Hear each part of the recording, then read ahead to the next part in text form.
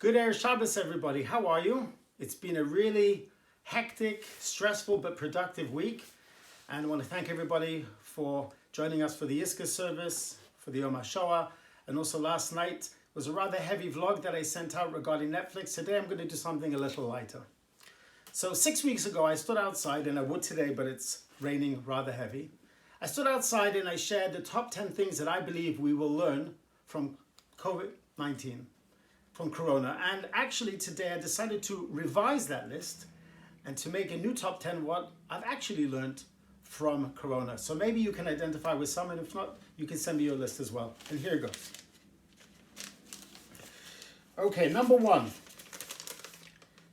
Zoom is a really beautiful thing. It's an amazing concept, but nothing substitutes human interaction. As much as we love to see people online and we get to see things that we wouldn't usually, we get to participate in things that we wouldn't travel to, but that human interaction is really, we can never supplement that. And that's something which is very special, and I'm looking forward to having again, as I'm sure you all are as well. Number two, there is a full YouTube channel, How to Give Yourself a Haircut. Now today started the Oma already, so I couldn't do it, but I started trying last week right before the Oma, and I cut myself on my ear, and I had a Band-Aid walking around, so I said, you know what? I'll wait till Corona's over instead of trying this at home. So when they say it's a do-it-yourself, don't try this at home, they're talking about me. Number three, animals. I've learned a lot about animals over the last 6 weeks. Let me tell you what. First of all, it's amazing that all the shelters are empty because humans need animals in their lives to keep them entertained, and many people are lonely. So I'm really impressed with that people have now adopted animals, giving them their love, because animals can give love back. But something really remarkable happened over the last 6 weeks as well. As you know, I have many cats outside, safe, healthy cats.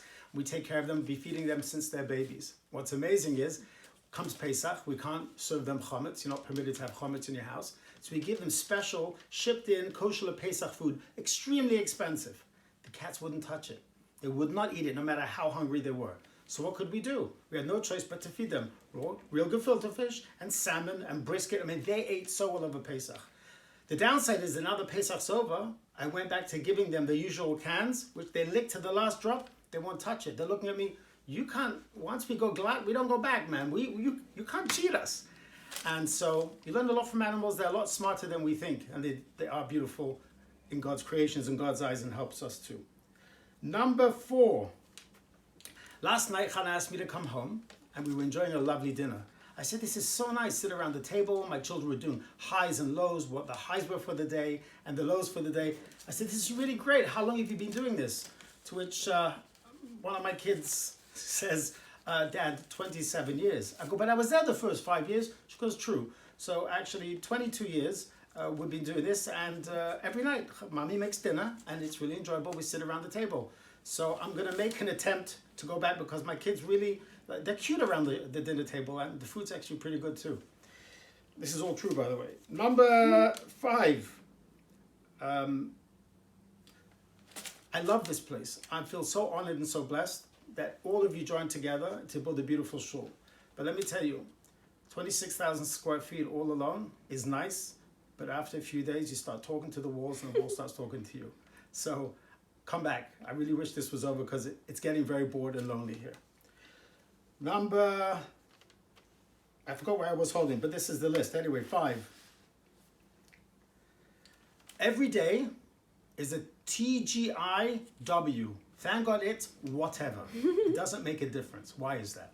You know, your body knows when it's Shabbos, when it's a Sunday, when it's a Monday morning, when it's a Wednesday. You know when it's Friday.